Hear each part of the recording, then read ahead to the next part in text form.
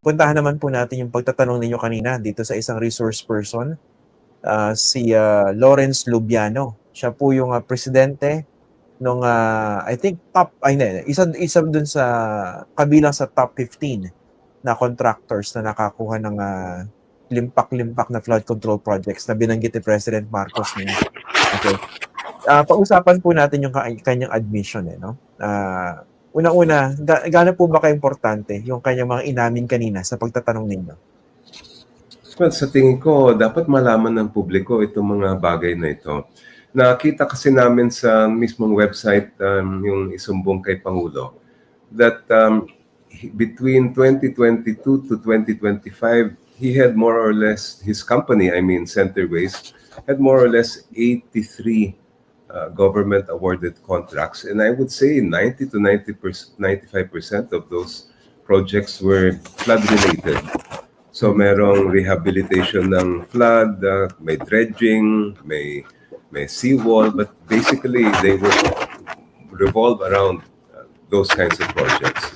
And napansin din namin, and this was also admitted by Mr. Lubiano this afternoon, that around 50 or 53 of those were all in Sorsogon.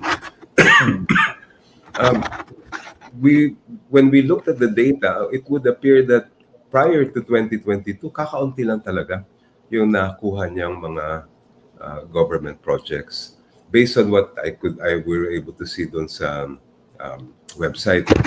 But yung nakakapagtaka rin was the revelations made when I asked about meron ba siya mga kamag-anak na nasa pamahalaan and holding any government positions. And he mentioned that he had a brother, was the mayor of Donsol, Sorsogon, and also a city councilor, both in Sorsogon.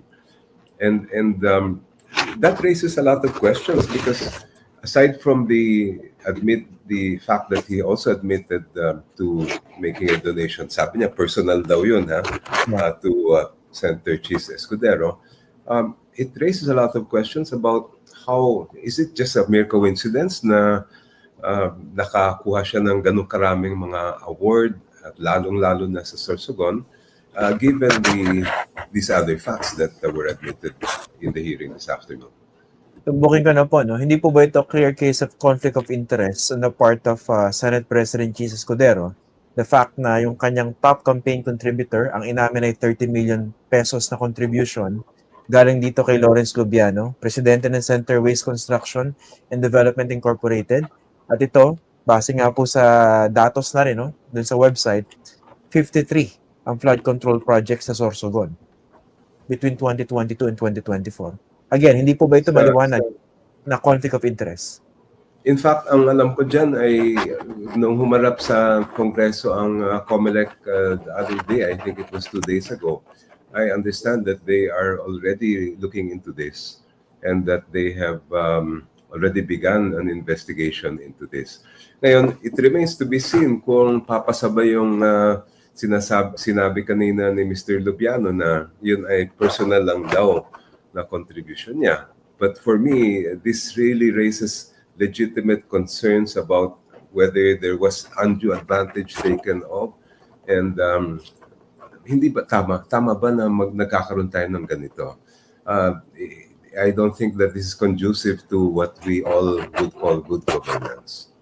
Yung kanyang binanggit po, no? Of course, that has to be validated first. Yung sinasabi niya, yung contribution niya was made in his personal capacity at hindi yung kumpanya niya nag-contribute. Pero does it really make a big difference given the fact na ito, ang laki ng mga kontrata na nakuha niya after that contribution was made? Well, if you were to ask me, I don't think it should make a difference because we have the real purpose of my questioning earlier and my presence, I believe, in the Senate is really to find out where does the buck stop? Who should be held responsible for these kinds of issues and transactions? And I also want to raise a lot of questions that I believe the government should answer. Dapat ba ganito yung kalakaran natin pagdating sa unang-una, sa pag-award ng mga government projects, hindi lang naman flood control. At pangalawa, pati sa sa mga donations pagdating sa campaigns.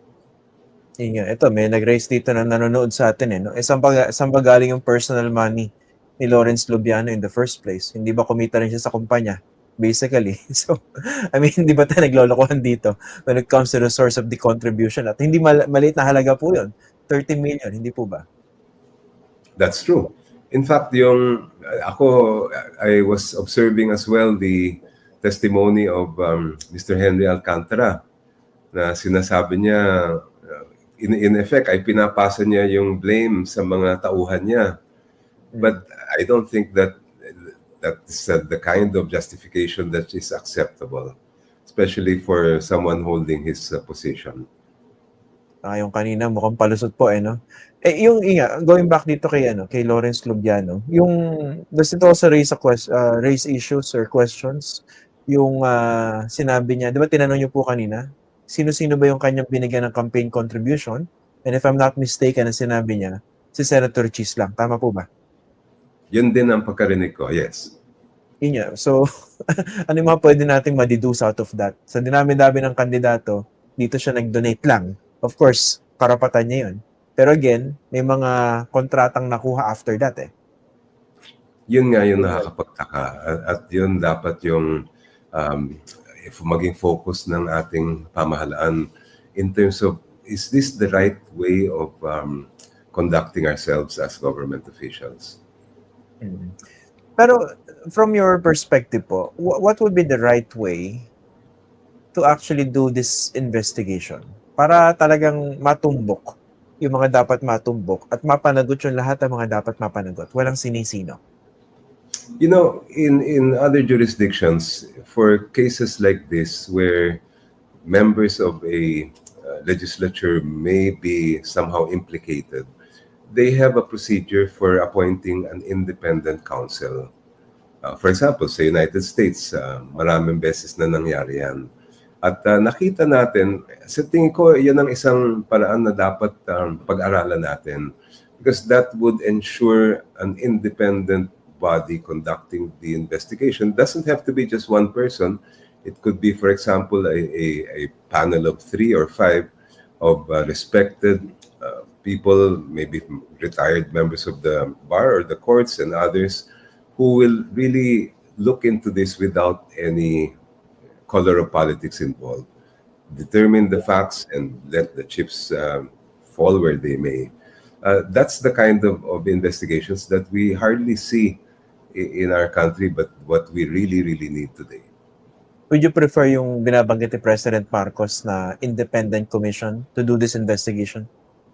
Ang problema kasi kung paano natin I have no problem with an independent commission per se. Ang tanong dyan, sino ang pipili sa kanila? Kasi syempre, kung kung magkakaroon sila ng utang na loob o meron silang connection o relasyon dun sa pipili sa kanila, then baka mahirap natin sabihin na independent talaga yung magiging investigasyon nila. Whereas if it's a transparent process conducted, chosen, for example, by a collegial body like the House, not the Speaker, not any particular individual members, then I think we have a better chance of saying that it's independent.